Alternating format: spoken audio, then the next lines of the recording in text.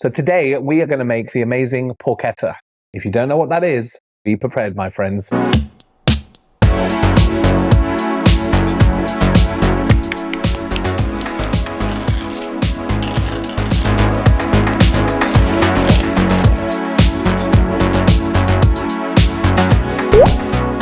Ask your butcher to get you a whole one like this.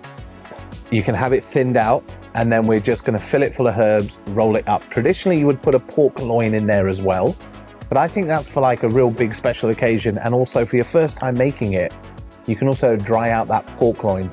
So I think pork belly is definitely the way to go. Easier to get one of these. Okay, let's get making a beautiful porchetta.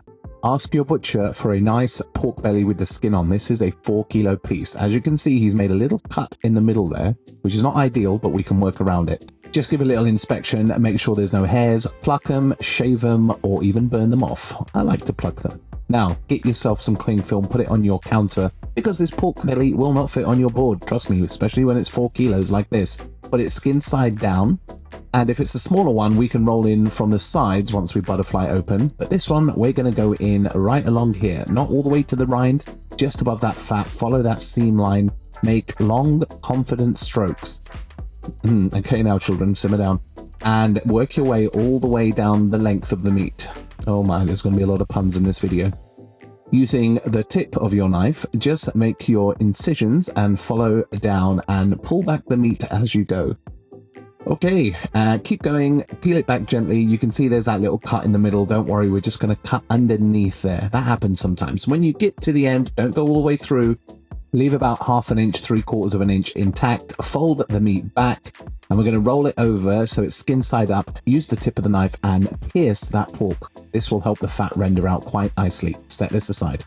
Now we're going to chop up our herbs. We're going to have about 12 grams of rosemary. Chop it up as best as you can, set that aside. And we're going to do about 10 grams or so of thyme. Chop that up as well, just the leaves. Next, we want to toast 15 grams of fennel seed. If you can get fennel pollen, bonus. And 5 grams of black peppercorn. Just lightly toast it until it's just releasing its flavor. And then we're going to grind it in a pestle and mortar until we get to this stage. Get yourself a good pinch of chili. We're going to need some garlic, more on that later with regarding the quantities. 35 grams of parsley, stalks and all. Give them a nice rough chop up. Set that aside, and we're going to go back to our meat. We're going to open this up gently, be careful, and we want to be skin side down. And then we're going to add in 20 grams of kosher salt. Sprinkle it all over that meat. Then we're going to go in with the fennel and black peppercorn. The smell is amazing. Then we're going to go in with our chili seed. And I like to add a little bit of ground coriander seed, about maybe 1/2 tablespoon or so, and grate in about 1/2 nutmeg all over. And then we're going to grate in our garlic. I like 2 cloves per kilo, so I've got 8 cloves of garlic in. I like to mush it up with a spoon so it goes all over. Then I add in my thyme, and then I go in with my parsley. The colors are absolutely amazing. No lemon zest here, guys. You do you, but I'm not going to put it in. And then we're just going to roll it up like this. And if you've got that cut in the middle there, don't worry. When we roll it, it's all going to be encased and very nice and lovely. Any filling gets out, just make sure you tuck it back in and say good night. Once we've got that all nicely rolled, we're going to put it seam side down, tuck in the ends a little bit here, and I'll show you how we tie this up with a lovely butcher's knot. Now, there's many ways to do a butcher's knot, but this way is pretty good. Put your string all the way through. Get it tight like this, pinch it with your thumb. You take that loose bit of string, wrap it around your thumb and round the back of those 2 bits of string twice. Okay, and then you feed it through the loop at the top there that you've made. Pull that through and effectively you've made a slip knot. And then just pull your string nice and tight and you can see it slides down to the meat and you've got a lovely knot there. I'll just slide it forward so you can see. Then make that string nice and tight. Wrap it around your thumb, crease with your small finger, wrap your hand around like this, get your 2 fingers, that's your pinchers, grab that loose bit of string, pull your twine to make it nice and tight, and that is your security knot. Use a scissors or a knife like this and cut off the end. Repeat the knots on both ends of the meat. I find this is a good way to start in the middle, do the ends first, and then work your way along. Now I'll show you one more time how we're going to do this.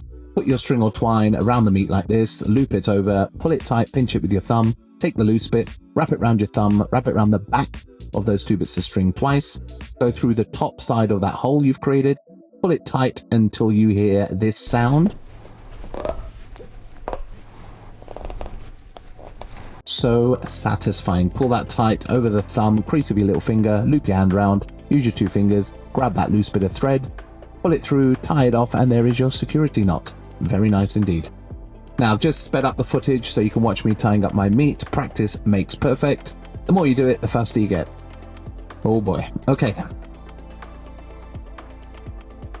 Now, we're just going to make sure there's nothing on the top of that. Tuck in the sides a little bit if you want to, and there is a lovely porchetta. If you've done it correctly, your baby will approve like this.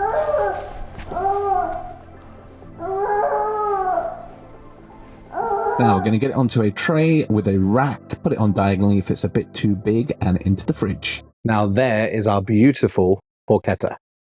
You can cut this in half if it's a bit too big, and you can have 2 mini ones. You can even freeze one at this stage. But what we're going to do is we're going to put this in the fridge, minimum 24 hours. So the air from the fridge is going to circulate, dry out the skin. We're going to go for about 2 days, I think, and that's going to give us next level crackling. We don't even need to salt the skin right now. So we're just going to let the fridge do all the work for us.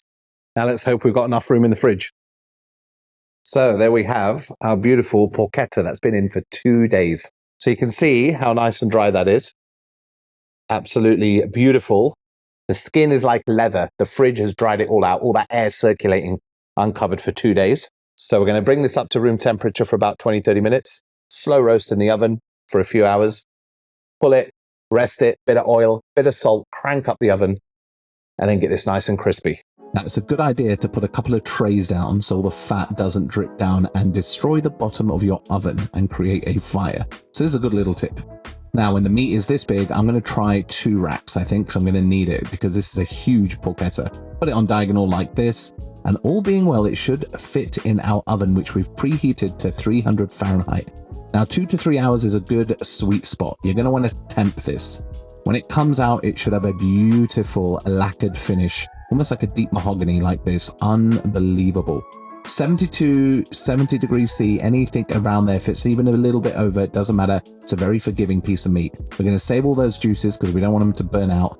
We're going to put the porchetta back onto the rack and the tray, and we're going to brush this with fat. You can use a neutral oil, but I'm going to use the fat of the animal. Why not? It makes sense. Once you've got it coated nicely all over that rind, add a nice amount of salt, maybe 7 to 10 grams all over.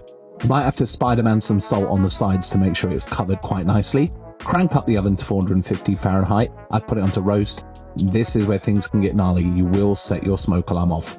Optional step, just cover the meat that's exposed with a little bit of foil so it doesn't get too burnt. And then we're going to put this in for about 15 to 25 minutes until it looks like this. I actually left it in a bit longer because, well, I have a baby to deal with. So you can see I caught it a little bit in 1 or 2 places, but it's nothing to worry about because you can always scrape it off. This is the sound you're looking for.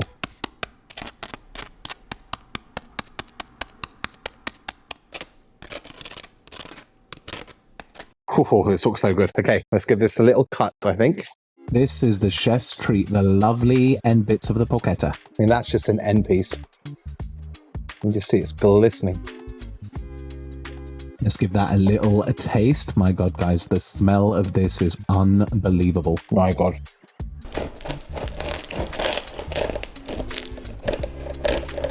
Using a serrated knife is a great way to get through that lovely puffed up skin. Oh my, the smell. Let's do the big reveal. Now that is absolutely sensational. Look how juicy that is.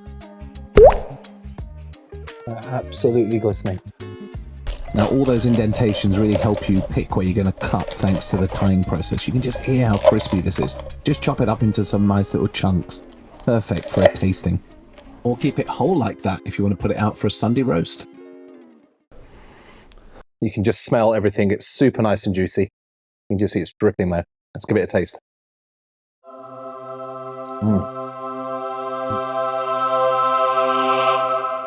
The meat is so soft and juicy, and then you get all the lovely herbs. If you had fennel pollen, it would take it to another level, but it's so good.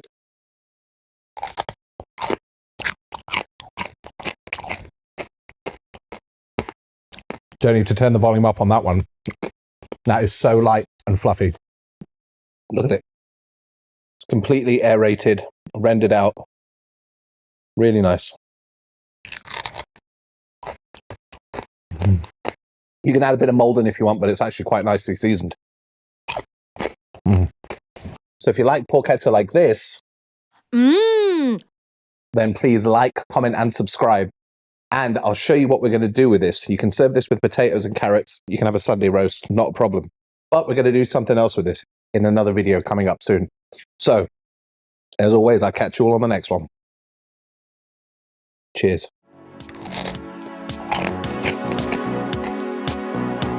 You have to make this.